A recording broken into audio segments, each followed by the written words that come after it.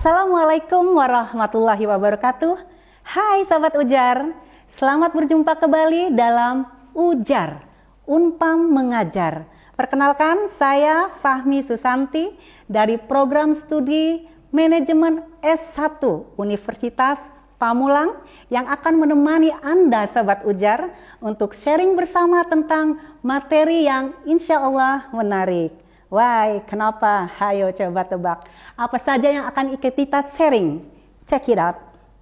Nah, materi ini yang akan kita bahas kali ini adalah ruang lingkup ilmu ekonomi. Jadi, tonton terus di Sasmita Jaya TV, berbagi untuk negeri.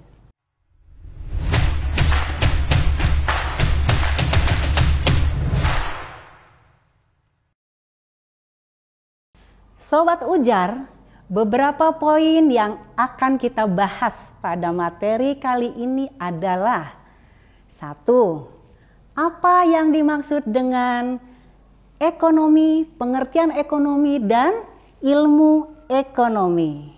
2. Bagaimana deskripsi tentang ilmu ekonomi dari beberapa ahli. Dan 3. Apa saja yang termasuk dalam ruang lingkup ilmu ekonomi? 4. Apa yang dimaksud dengan ekonomi mikro?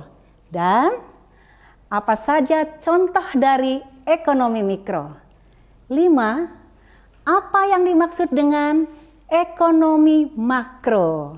Beserta contoh dari ekonomi makro. Serta tidak lupa kita akan membahas permasalahan-permasalahan dalam ekonomi.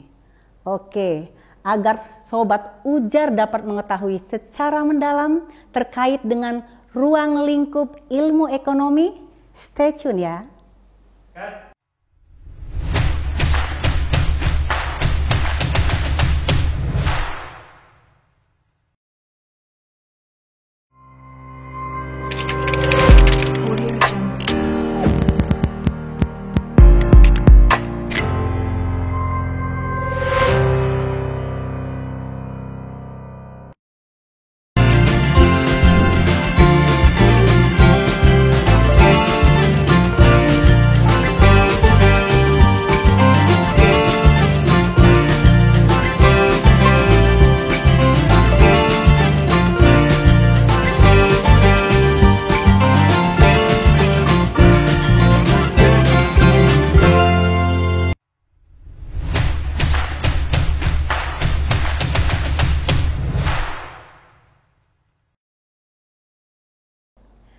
Sobat Ujar, sebelumnya telah disampaikan bahwa ruang lingkup ilmu ekonomi adalah materi yang insya Allah menarik. Kenapa?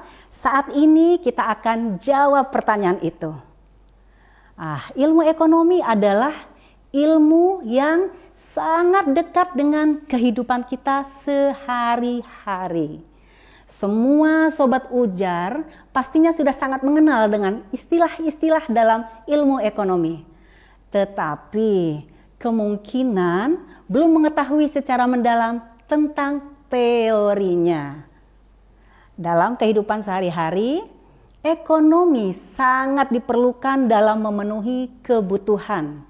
Oleh karena itu, ekonomi merupakan salah satu ilmu yang sangat penting dalam kehidupan manusia. Setuju? Selain itu, ekonomi sebagai alat untuk mengukur tingkat kemajuan dalam suatu negara, tingkat kemajuan ekonomi dalam suatu negara. Apakah keadaan ekonomi baik atau semakin memburuk? Karena itulah ekonomi merupakan salah satu ilmu yang berkaitan dengan tindakan dan perilaku manusia dalam memenuhi kebutuhan hidupnya yang tidak terbatas dengan sumber daya yang terbatas. Nah, jadi itu dia jawabannya. Bagaimana Sobat Ujar? Bisa dipahami ya? Secara umum dapat dikatakan bahwa pengertian ekonomi adalah sebuah bidang kajian ilmu yang berhubungan tentang pengurusan sumber daya material, individu, masyarakat, dan negara untuk meningkatkan kesejahteraan kehidupan manusia.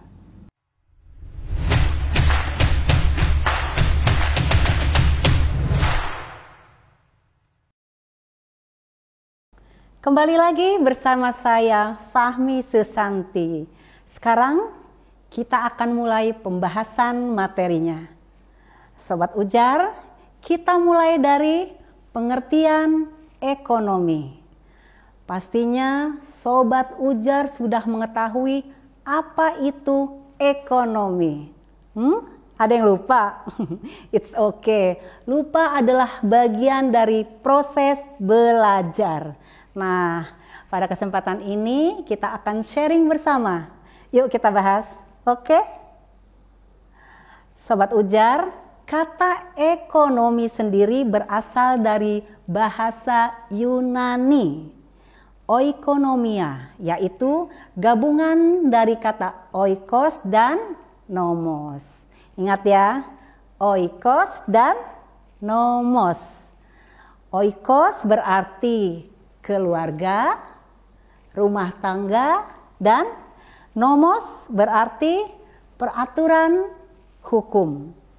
Nah, secara garis besar ekonomi diartikan sebagai aturan rumah tangga atau manajemen rumah tangga.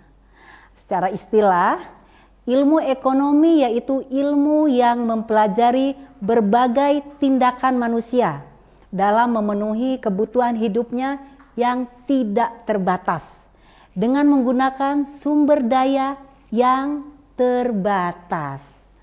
Secara umum bisa dibilang bahwa ekonomi adalah sebuah bidang kajian tentang pengurusan sumber daya material individu, masyarakat, dan negara untuk meningkatkan kesejahteraan hidup manusia. Bagaimana Sobat Ujar? Bisa dipahami ya? Yes, kalau sudah paham berarti Sobat Ujar keren. Ayo kita lanjutkan lagi. Berikut ini adalah pengertian dan definisi ekonomi menurut beberapa ahli. Yang pertama, Adam Smith. Adam Smith berpendapat bahwa ekonomi ialah penyelidikan tentang keadaan dan sebab adanya kekayaan negara. Kedua, Mill John Stuart berpendapat ekonomi ialah sains praktikal tentang pengeluaran dan penagihan.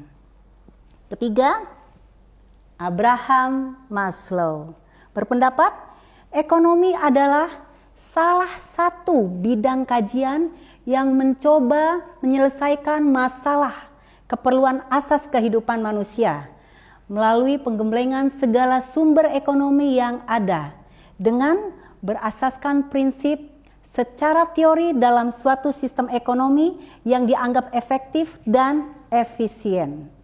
Selanjutnya, Hermawan Kartajaya berpendapat bahwa ekonomi adalah platform di mana sektor industri melekat di atasnya.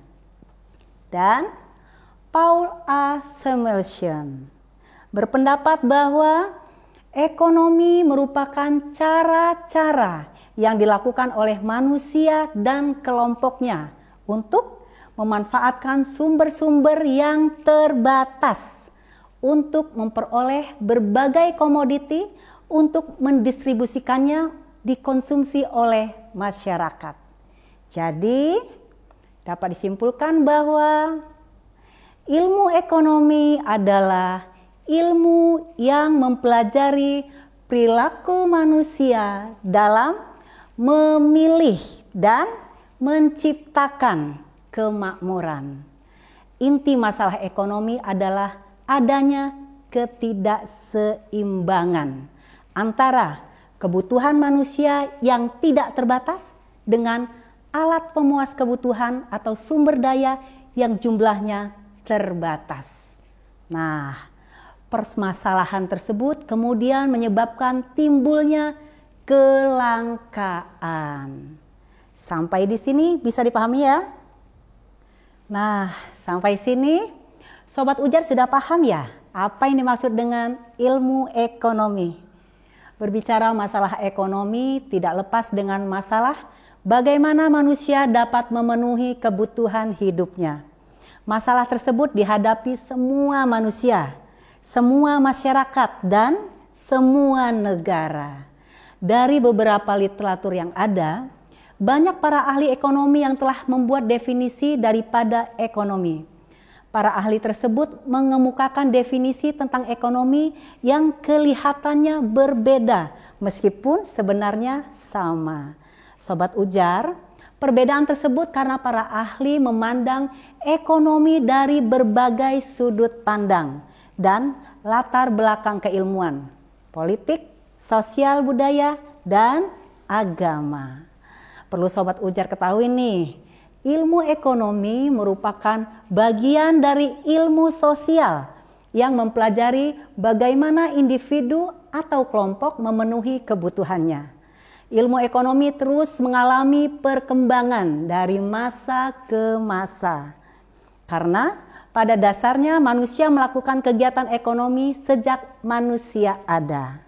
Oke, jika sudah paham, kita lanjutkan ke pembahasan berikutnya, yaitu ruang lingkup ilmu ekonomi. Sobat Ujar, ruang lingkup ilmu ekonomi terbagi dalam 2 kajian, yaitu ekonomi mikro dan ekonomi makro. Adapun pengertiannya yaitu sebagai berikut. Ekonomi mikro adalah bagian dari ilmu ekonomi yang menganalisis bagian-bagian kecil dari seluruh kegiatan perekonomian. Sedangkan ekonomi makro merupakan bagian dari ilmu ekonomi yang mempelajari ekonomi secara keseluruhan atau global. Apa saja yang dianalisis pada ekonomi mikro? Yes, ini dia. Bagian-bagian kecil dari keseluruhan kegiatan perekonomian yang dianalisis pada mikroekonomi. Di antaranya nih, harga, biaya produksi, perilaku konsumen, perilaku produsen, permintaan, lalu penawaran, teori produksi, elastisitas, dan lain-lain. Nah, Sobat Ujar, ekonomi mikro mempelajari bagaimana rumah tangga individu atau perusahaan mengambil keputusan dan melakukan interaksi di pasar tertentu. Contohnya nih, bagaimana harga suatu barang terbentuk, bagaimana menentukan harga, bagaimana memproduksi untuk mencapai tingkat paling efisien, bagaimana perusahaan memperoleh laba maksimum, serta bagaimana konsumen memperoleh kepuasan maksimum. Poinnya adalah ekonomi mikro lebih menitik beratkan pada analisa tentang cara mengalokasikan sumber daya supaya dapat dicapai kombinasi yang tepat. Sedangkan ekonomi makro lebih menitik beratkan pada analisa tentang pengaruh ekonomi terhadap perekonomian secara menyeluruh. Yuk kita bahas lebih dalam terkait ekonomi mikro. Ekonomi mikro merupakan bagian dari ilmu ekonomi yang mempelajari ekonomi secara detail dan lingkupnya kecil. Seperti dijelaskan pada gambar ini, bahwa mikroekonomi adalah ilmu yang mempelajari keputusan seseorang dan perusahaan secara individual dan interaksi dari keputusan tersebut di pasar. Ekonomi berusaha menjelaskan harga dan jumlah dari barang dan jasa individual. Ekonomi mikro juga mempelajari pengaruh peraturan pemerintah dan pajak terhadap harga dan kuantitas barang dan jasa secara individual. Variabel-variabel yang dibahas dalam ekonomi mikro, ruang lingkupnya kecil, misalnya perusahaan, rumah tangga. Dalam ekonomi mikro ini dipelajari tentang bagaimana individu menggunakan sumber daya yang dimilikinya sehingga tercapai tingkat kepuasan yang optimum. Dalam hal ini, pada umumnya pendekatan mikro terkait dengan keputusan-keputusan yang diambil oleh para pelaku ekonomi dengan mengacu pada sinyal harga pasar.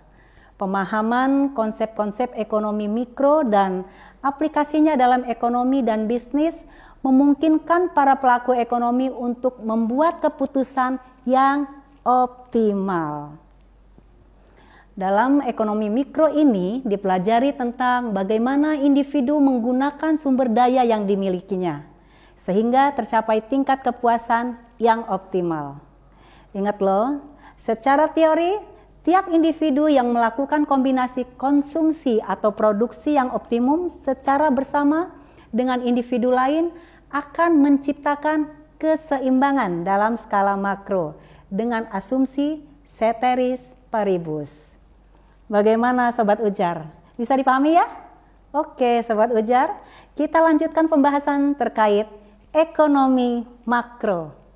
Ekonomi makro merupakan bagian dari ilmu ekonomi yang mempelajari ekonomi secara keseluruhan atau global. Variabel-variabel ekonomi secara agregat atau keseluruhan. Seperti dijelaskan pada gambar ini. Bahwa makroekonomi mempelajari perekonomian nasional dan perekonomian global sebagai suatu keseluruhan. Ekonomi makro berusaha menjelaskan harga rata-rata, kesempatan kerja, pendapatan, dan produksi total.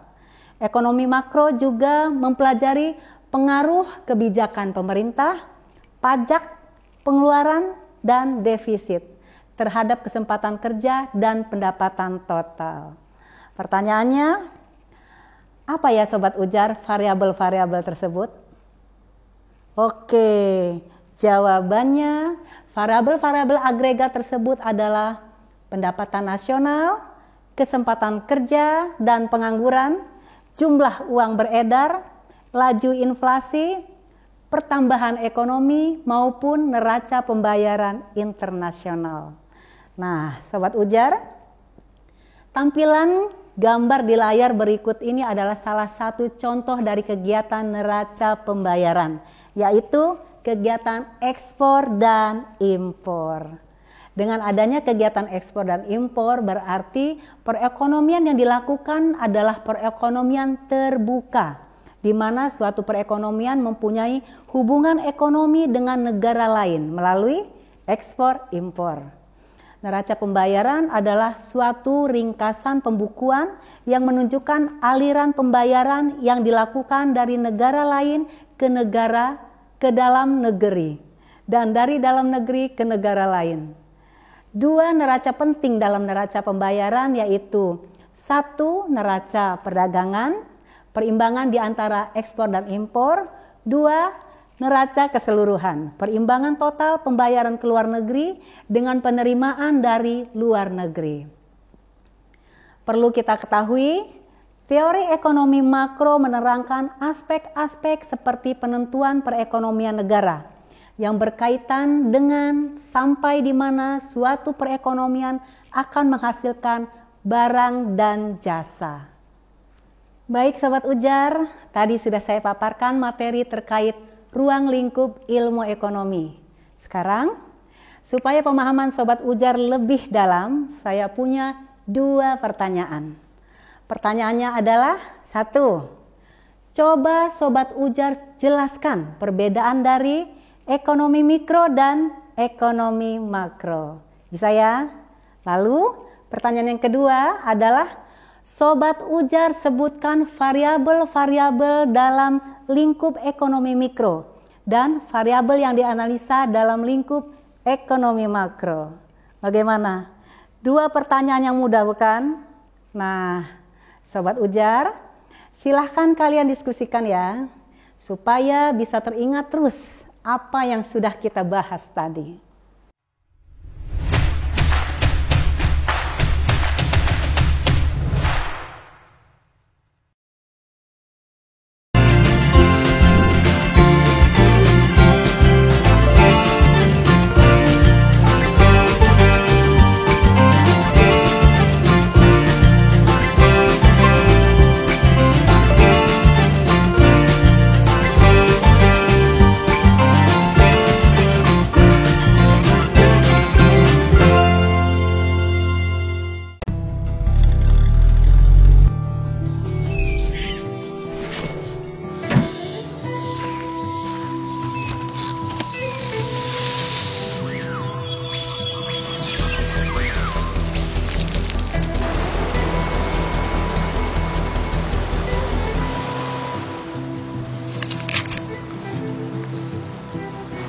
Makan buah itu keren.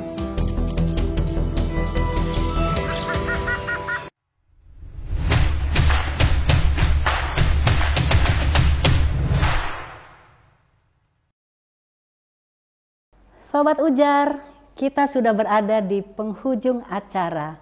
Dan kesimpulan dari pertemuan hari ini adalah setelah mempelajari secara singkat tentang pengertian ilmu ekonomi serta ruang lingkup ilmu ekonomi, maka dapat disimpulkan bahwa ekonomi merupakan semua hal yang menyangkut tentang segala kehidupan manusia secara individu, negara, dan internasional.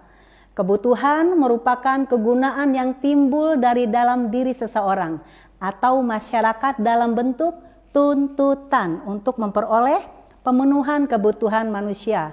Dapat dilihat dari berbagai segi. Untuk memperoleh pemenuhannya, manusia menggunakan barang atau jasa. Dan inti masalah ekonomi pada hakikatnya terletak pada keterbatasan sarana untuk memenuhi kebutuhan hidup. Ingat ya? Sarana yang berupa barang dan jasa sering disebut dengan alat pemuas kebutuhan. Adanya sangat terbatas, sedangkan kebutuhan manusia sangat tidak terbatas. Keberadaan sumber daya alam bisa berupa biotik dan abiotik, khususnya kekayaan alam abiotik. Berdasarkan ruang lingkupnya, ilmu ekonomi terbagi dalam dua kajian, yakni ekonomi mikro dan ekonomi makro. Adapun pengertiannya yaitu ekonomi mikro adalah bagian dari ilmu ekonomi yang menganalisa bagian-bagian kecil dari seluruh kegiatan perekonomian dalam lingkup kecil, seperti harga, biaya produksi, perilaku produsen, perilaku konsumen, permintaan, penawaran, teori produksi, elastisitas, dan lain-lain. Sedangkan ekonomi mikro mempelajari bagaimana rumah tangga individu atau perusahaan mengambilkan keputusan dan melakukan interaksi di pasar tertentu. Perbedaan ekonomi mikro dan ekonomi makro poinnya adalah jika ekonomi mikro lebih menitik beratkan pada analisa tentang cara mengalokasikan sumber daya supaya dapat dicapai kombinasi yang tepat. Sedangkan ekonomi mikro adalah lebih menitik beratkan pada analisa tentang pengaruh kegiatan ekonomi terhadap perekonomian secara menyeluruh. Berdasarkan ruang lingkupnya, ilmu ekonomi terbagi dalam dua kajian, yakni ekonomi mikro dan ekonomi makro. Adapun pengertiannya yaitu ekonomi mikro adalah bagian dari ilmu ekonomi yang menganalisa bagian-bagian kecil dari seluruh kegiatan perekonomian dalam lingkup kecil, seperti harga, biaya produksi, perilaku produsen, perilaku konsumen, permintaan, penawaran, teori produksi, elastisitas, dan lain-lain. Ekonomi mikro mempelajari bagaimana rumah tangga individual atau perusahaan mengambil keputusan dan melakukan interaksi di pasar tertentu. Perbedaan ekonomi mikro dan ekonomi makro poinnya adalah jika ekonomi mikro lebih menitik beratkan pada analisa tentang cara mengalokasikan sumber daya supaya dapat dicapai kombinasi yang tepat. Sedangkan ekonomi makro adalah lebih menitik beratkan pada analisa tentang pengaruh kegiatan ekonomi terhadap perekonomian secara menyeluruh.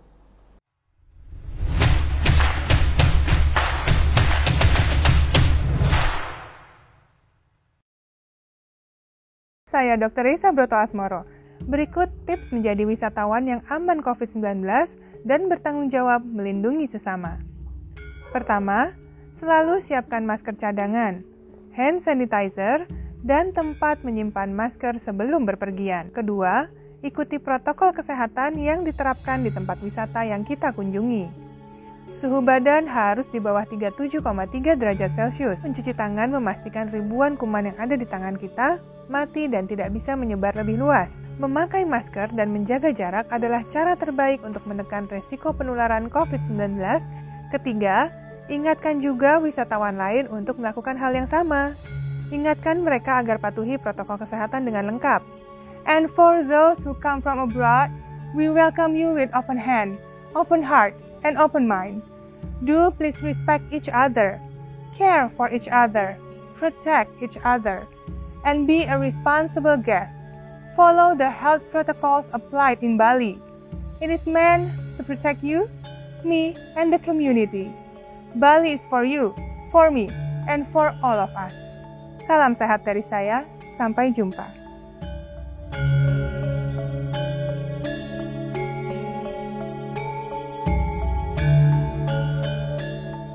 Ibu pergi dulu ya. Arisan sih emang seru, walaupun sudah divaksinasi, tapi resiko berkerumunnya itu loh. Benar, hindari kerumunan. Ingat protokol kesehatan. Ayah nggak pakai masker. Ayah kan udah divaksinasi. Walaupun sudah divaksinasi, protokol kesehatan tetap kudu dilaksanakan. Benar, tetap pakai masker. Ikuti protokol kesehatan. Cuci tangan dulu. Kakak kan sudah divaksinasi. Tapi protokol kesehatan tetap kudu Kalau dilakukan. sudah vaksinasi, protokol kesehatan harus tetap dilaksanakan. Tetap disiplin dengan protokol kesehatan 5M.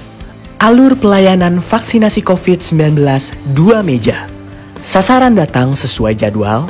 Di ruang tunggu, dilakukan pengecekan dan pengisian data. Di meja 1, dilakukan pemeriksaan fisik dan vaksinasi. Di meja 2, pencatatan dan observasi selama 15 menit. Ayo ikut vaksinasi COVID-19, aman dan berkualitas.